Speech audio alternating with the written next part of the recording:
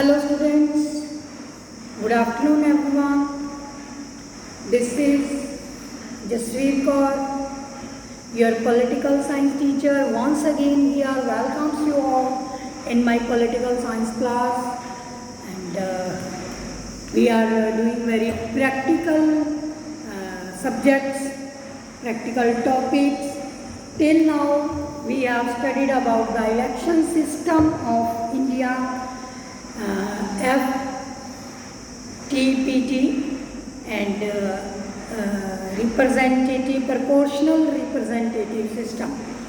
And from that system we have derived the conclusion that how elections are being held in India. So we see that under this system that whosoever candidate gets the maximum number of votes is the winner, is the victorious, and others are the defeaters. And in India this system FPTP is adopted. FPTP is adopted. Now let us go into its some wide range, how these elections are conducted. To conduct these elections, in your 9th class also you have studied somewhat elementary knowledge about this, that for these elections there is election commission. Election commission is responsible for all type of elections in India, and elections regarding constituencies, right? Constituencies are, country is divided into different type of constituencies, different number of constituencies. Now the question arises how these constituencies are divided, are distributed, bifurcated. Two factors are responsible, one is population and second is area. So based upon area and population, here we will see that one general type of constituencies where that general people who come in the general category caste, they are considered, and these constituencies having basic factor of population and area, right? So some of these averages are taken, and that country or that state is divided into different constituencies, right beta? Got it? Try to understand. And then there are different types of the constituencies. These constituencies are divided into two types, reserved and general. General, it is general, the people who come in the caste, because India is a caste-ridden country. Since independence and till now only, till now also this factor is very, very important, considered that in any type of admission form, that any type of competition, jobs here and there, you have to mention your caste. So it means that still caste system is prevailing in India, because based upon caste many decisions are taken, and very basic, that is constituencies, reserved and general. The caste people come in the category of general and some are reserved.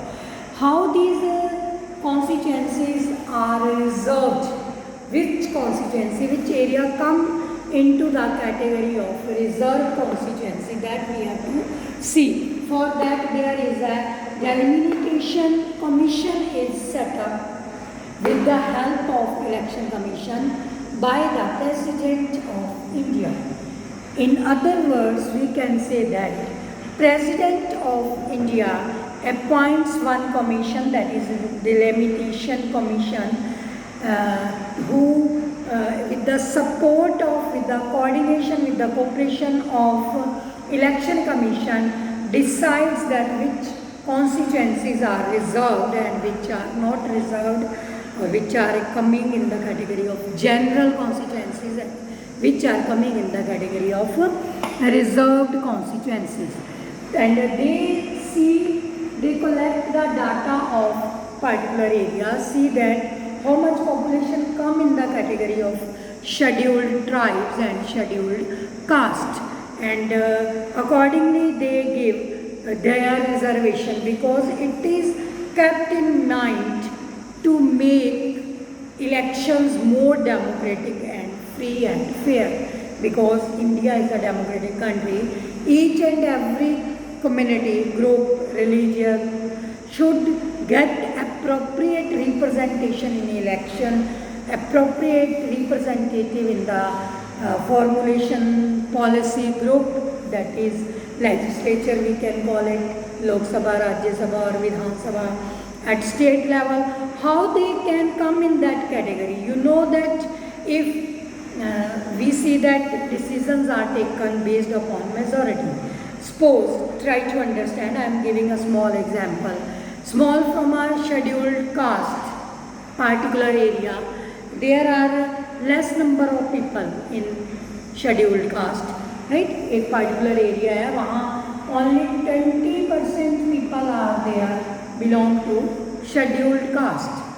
But in election, that area, the person, candidate, whosoever is contesting elections from that area, he needs more than 50% votes, so we can say 2/3 majority of that area. How these 20% people will get, right? So then they give here reserve constituency. Okay, here only such and such caste candidate can contest election, and ultimately the other caste people also has to cast their vote to this person, and obviously it will come into 2/3 majority, right? Vote कहीं ना कहीं तो लोग vote देंगे, right? So in this way, this delimitation commission with the coordination cooperation of election commission under the guidance of president by whom it is appointed, do this work, do this calculations and says how and which constituency should come under the category of reserved constituencies. And for your knowledge, in India we have out of elected 543 members of Lok Sabha, 84 seats are reserved for scheduled caste. How many seats are reserved for scheduled caste? 84. And how many seats are reserved for scheduled tribes? That is 47. 47 seats are reserved for scheduled tribes and 84 seats are reserved for scheduled caste. In according to 1 September 2012 के census के according, this was there, and it is provision was there. Earlier when this reservation was implemented, it was implemented only for 10 years. But afterward, its date was extended by this election commission up to 2020. But now let us see what will happen, and that decision is up to election commission with the help of parliament. Okay, how they proceed further? Will they continue with this reserve constituency, or is there any change? Right? What is your general view? That you can also think over it and try to get it implemented in this way. For one more type of reservation is there: scheduled caste, scheduled tribes, and reservation for women. Right? Women seats are also reserved in local bodies, and this is question there in the parliament, lingering on from last 16 years, that women should be given a reservation in state legislative assemblies and Lok Sabha and parliament election also, but still now no decision is there, only this much. And sometime you may have heard, you know that there is double reservation. Suppose this ward, this area, this constituency come under the category of scheduled caste, and these keep on rotating, right? Keeps on rotating constituency every time, same constituency every election does not get a reservation, That is also work done by Election Commission and Delimitation Commission by their cooperation. And sometimes there is double reservation. Once they are reserved as a scheduled caste, and next time they will get reservation women from scheduled caste. Right? That is reserved constituency for scheduled caste, that is reserved constituency for the female candidate. So that is also there. Very fantastic election system in India, and the Indian constitutional framers, workers have tried to give their best to bring the more and more democratic idea for the citizen, and India to be recognized as welfare state. That is the major objective of any democratic system, right? So to make it more democratic, there is term of free and fair election.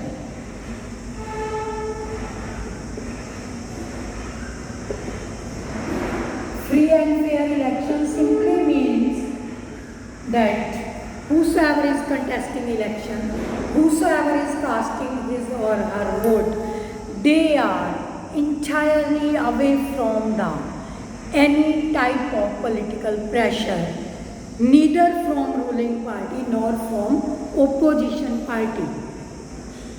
Candidate whosoever is contesting elections, as well as the voters who are casting vote, they are completely away from, free from any type of political pressure. Only then there would be free and fair elections. Now we have to consider that is it happening in India? Voters are free from all these things. Is the candidate who is contesting election, who is away from that? Only then this is the elections are free and fair. Not only having the right to vote, all the adult franchise system that does not support this system, that elections are free and fair and everybody has to get right to vote. That is not the freedom. Okay, bye student, take care, all is well.